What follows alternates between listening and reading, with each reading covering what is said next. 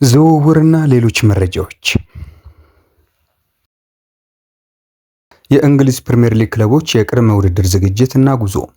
የ2025-2026 የእንግሊዝ ፕሪሚየር ሊግ ነሐሴ 16 ቀን ይጀምራል። ከውድድሩ አስቀድሞ ታላላቅ የእንግሊዝ ክለቦች ወደ ተለያዩ ክፍለ ዓለማት በመጓዝ ዝግጅታቸውን ያደርጋሉ። በዝግጅቱ አዳዲስ ፈራሚ ተጫዋቾች ከነባሮቹ ጋር ተቀላቅለው ውህደት የሚፈጥሩበት ጊዜ ሲሆን ቡድኖቹ ጠንካራና ደካማ ጎኖቻቸውን በመለየት ለተሻለ ውጤት የሚዘጋጁበትም ነው። ከዚህ በተጨማሪ ጉዞ የደጋፊዎች ቁጥርን ለማብዛት እንዲሁም ከስታዲየም ከሚገኝ ገቢ ራስን በፋይናንስ ለማጠናከር የሚረዳ እንደሆነ ይታወቃል። በዚሁ መሰረት እስካሁን አንድም አዲስ ተጫዋች ያላስፈረመውና በድርድር ሂደት ላይ የሚገኘው አርሰናል ወደ ሲንጋፖር እንዲሁም ሆንግ ኮንግ የሚያቀና ሲሆን ለአንድ ሳምንት በሚኖረው ቆይታ ከኤሲ ሚላን፣ ኒውካስል ዩናይትድ እንዲሁም ቶተንሃም ሆትስፐር ጋር የወዳጅነት ጨዋታ እንደሚያደርግ ስካይ ስፖርት ዘግቧል። ሌላው ሻምፒዮን ሊቨርፑል በሆንግ ኮንግ እና በጃፓን በሚኖረው ጊዜ ከፕሪስተን፣ ኤሲ ሚላን፣ ዮኮሃማ እንዲሁም አትሌቲክ ክለብ ጋር ለመጫወት መርሃ ግብር ይዟል። በተጠናቀቂ ውድድር ዓመት የወረደ ብቃት ያሳየው ማንቸስተር ዩናይትድ በበኩሉ ጉዞውን በስዊድን እና አሜሪካ በማድረግ በሊጉ ውስጥ ከሚገኙ ከሊድስ ዩናይትድ፣ ከዌስትሃም ዩናይትድ፣ ከቦርንማውዝ፣ ከኤቨርተን እና የመጨረሻውን ጨዋታ ሜዳው ኦልድ ትራፎርድ ላይ ከፊዮሬንቲና ጋር ተጫውቶ የዝግጅት ምዕራፉን እንደሚያጠናቅቅ ታውቋል።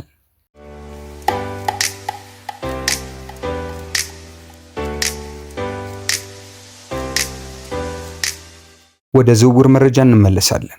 ሲቲ ተጫዋች ለማስፈረም ተስማምቷል። ማንቸስተር ሲቲ ኖርዌያዊውን ወጣት አማካኝ ስቬሪ ኒፓን ከሮሰንበርግ ለማስፈረም ከስምምነት መድረሳቸው ተገልጿል። ማንቸስተር ሲቲ 18 ዓመቱን አማካኝ ስቬሪ ኒፓን በ12.5 ሚሊዮን ፓውንድ ለማስፈረም ከስምምነት ደርሷል። ተጫዋቹ የማንቸስተር ሲቲን ዝውውር ካጠናቀቀ በኋላ በውሰት ወደ ሌላ ክለብ እንደሚያመራ ነው የተነገረው። ተጫዋቹ በሮሰንበርግ በነበረው የ3 ዓመታት ቆይታ 7 ጨዋታ ሲያደርግ 14 ጎል አስቆጥሮ 11 አመቻችቶ ማቀበሉ ታውቋል።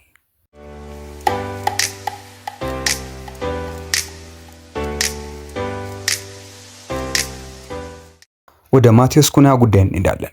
ማቴዎስ ኩንያ ምን አይነት ተጫዋች ነው? ማንቸስተር ዩናይትድ ብራዚላዊውን አጥቂ ማቴዎስ ኩንያን ማስፈረማቸውን ይፋ አድርገዋል። ማቴዎስ ኩንያ ስሜቱን መደበቅ የማይወድና ስሜቱን በግልጽ ማሳየት የሚመርጥ አይነት ተጫዋች መሆኑ ይነሳል። በቀጣይ በማንቸስተር ዩናይትድ ቤትም ወጣ ያሉ ስሜት ቀስቃሽ ደስታ አገላለጾች እንዲሁም ከተጋጣሚ ጋር አለመግባባቶች ይጠበቃሉ።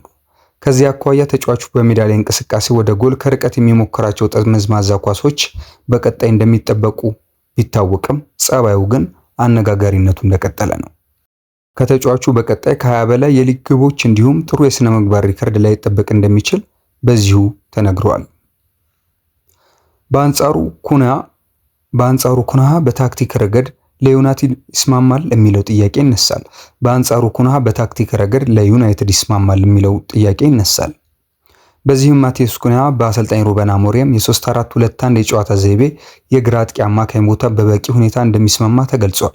የጨዋታ መልክ የማንበብ ክህሎት እንዳለው የተገለጸው ኩንያ ፈጥኖ የመሄድ እንዲሁም ወደ ኋላ መመለስ በተለይም ኳስ ሲያቀብል ባለው ብልሃት ይደነቃል። ማንቸስተር ዩናይትዶች ጨዋታን ተቆጣጥሮ ለመውጣት ማቴዎስ ኩንያ ያለው ብቃት ያስፈልጋቸዋል። እንደ የፊት መስመር አጥቂ ሆኖ የመጫወት ክህሎትም ያለው ማቴዎስ ኩንያ በጨዋታ አጨራረሱ የተዋጣለት ነው። ተጫዋቹ ባለፉት 2 የውድድር ዓመታት ትልቅ የግብ ዕድሎችን ወደ ግብነት የመቀየር ንጻሬው 60% ሲሆን ቁጥሩ ከፓልመር፣ አይዛክ እና ሳላህም ጋር አንድ ያደርገዋል።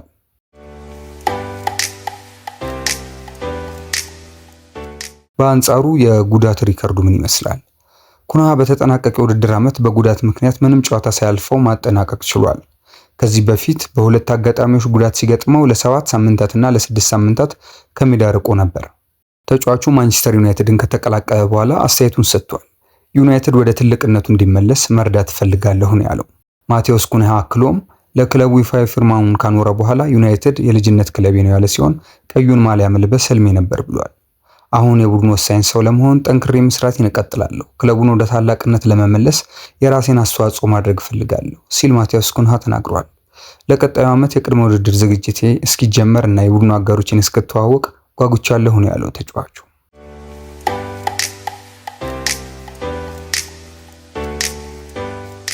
ወደ ሎስ ብላንኮቹ እናቀናለን። ትሬንት አሌክሳንደር አርኖልድ ማድሪድ ደርሷል። የቀድሞ የሊቨርፑል ተከላካይ ትሬንት አሌክሳንደር አርኖልድ በይፋ የሪያል ማድሪድ ተጫዋች ሆኗል። ሐሙስ የክለቡ ፕሬዝዳንት ፍሎሬንቲኖ ፔሬዝ እና የትሬንት ቤተሰቦች በተገኙበት ይፋዊ የፊርማ ስነ ስርዓት አከናውነዋል። የክለቡን ሙዚየምም ጎብኝቷል። እንግሊዛዊ የቀይ መስመር ተከላካይ በሪያል ማድሪድ 12 ቁጥር መለያ ይለብሳል። ፍሎሬንቲኖ ፔሬዝ እኛም መርጠህ ስለመጣህ እናመሰግናለን፣ በውሳኔህ ደስተኛ ነን ብለውታል። የ26 ዓመቱ ተጫዋች የዓለማችንን ታላቅ ክለብ በመቀላቀሌ ደስተኛ ነኝ ሲልም ተናግሯል።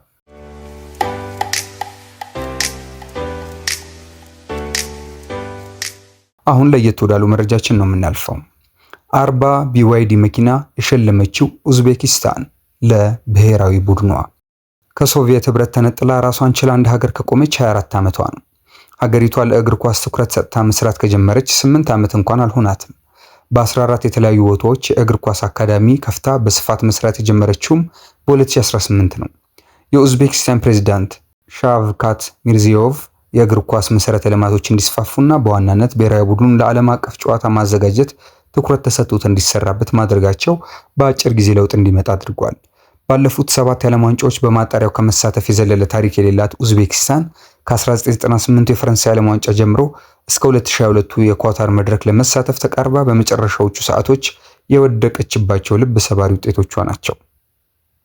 በስም የሚጠቀስ ትልቅ ተጫዋች ባይኖራትም እንደ ቡድን ባላት ጥንካሬ በኤዚያ ሀገራት ማጣሪያ ኢራንን ተከትላ በ2026 የዓለም ዋንጫ በታሪኳ ለመጀመሪያ ጊዜ ተሳታፊ መሆኗን አረጋግጣለች።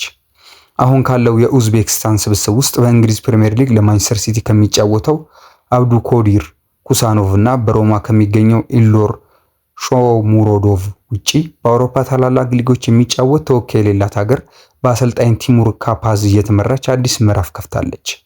በቅጽል ስሙ ነጩ ተኩላ የሚባለው የኡዝቤኪስታን ብሔራዊ ቡድን ባሳለፈው ጥር የተረከቡት የ43 ዓመቱ አሰልጣኝ በ5 ወር ውስጥ ኡዝቤካውያን የማይረሱትን ደማቅ ታሪክ ጽፈዋል።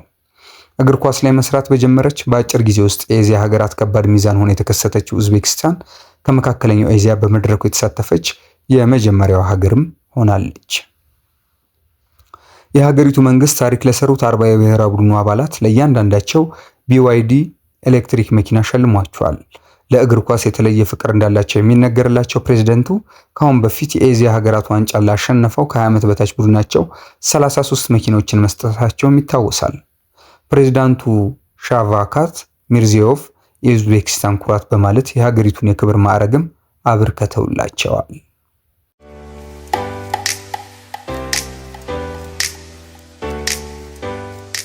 በመጨረሻም ሰው ሰራሽ አስተውሎት በፊፋ የዓለም ዋንጫ የሚለውን እናያለን።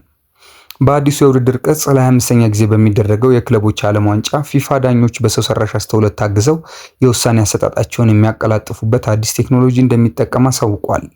በሰው ሰራሽ አስተውሎት የሚደገፉትና በዳኞች ጆሮ ላይ የሚንጠለጠሉ ትናንሽ ካሜራዎች ከፊት ለፊታቸው የሚከናወኑ ድርጊቶችን ሁሉ ተከታትለው ይመዘግባሉ። ካሜራዎቹ ሁሉንም የጨዋታ ሂደቶች ጨዋታዎቹን በሚያስተላልፉ ቴሌቪዥኖች በኩል ለተመልካቾች የሚያደርሱ ሲሆን እንደ ፍጹም ቅጣት ምት፣ ጥያቄ ያሉ አጨቃጫቂና የጨዋታ ውጤት ላይ ተጽዕኖ የሚፈጥሩ ድርጊቶችን ለመለየት የሚያግዙ ይሆናል ተብሏል። በተጨማሪም ደጋፊዎች ግቦችን፣ ግብ ጠባቂዎች ያዳኗቸው ኳሶችንና ሌሎችንም በእንቅስቃሴ ሂደት የሚፈጠሩ ሁነቶችን ለመመልከት እድል ይሰጣሉ ነው የተባለው። ቴክኖሎጂው በ6 ስታዲየሞች ብቻ ተግባራዊ የሚደረግ ይሆናል። አትላንታ፣ ሻርሎት፣ ሎስ አንጀለስ፣ ማያሚ፣ ኢስት ራዝፎርድ፣ ፊላደልፊያ እና ሲያትል ቴክኖሎጂ የሚገጠምላቸው ስታዲየሞች ናቸው። ዓላማው ለቴሌቪዥን ተመልካቾች አዲስ ተሞክሮ ማቅረብ መሆኑን ተናግረዋል።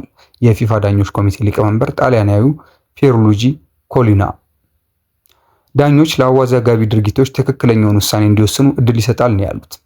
ቴክኖሎጂው በአውሮፓ ሊጎች ተግባራዊ እየተደረገ ከሚገኘው በምስል የታገዘ ዳኝነት ቫር በተሻለ ወጥነት እንዲሁም ፍጥነት ውሳኔ ለመስጠት የሚያስችል መሆኑን የቀድሞ ዳኛ ተናግረዋል።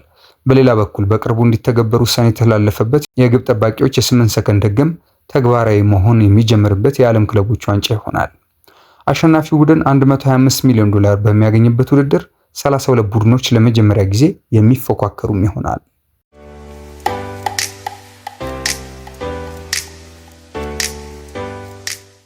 በአጫጭር እግር ኳሳዊ መረጃዎች ወደ እናንተ የደረስንበት ጥንቅር ይህን ይመስላል። ሰላም።